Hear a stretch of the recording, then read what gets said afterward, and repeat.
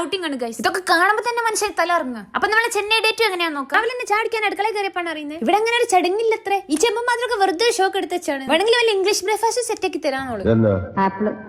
അതെനിക്കറിയാം. ബാക്കിയുള്ളതൊക്കെ ഇനി ഓരോന്നോരോന്നായിട്ട് വരുമായിരിക്കും.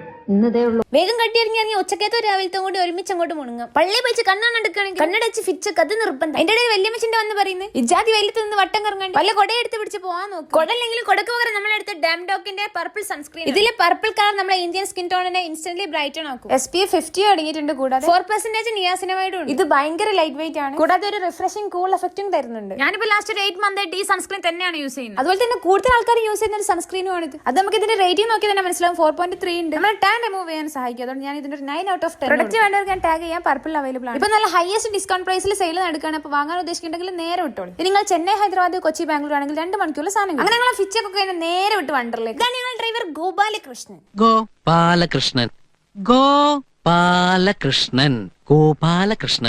You go man.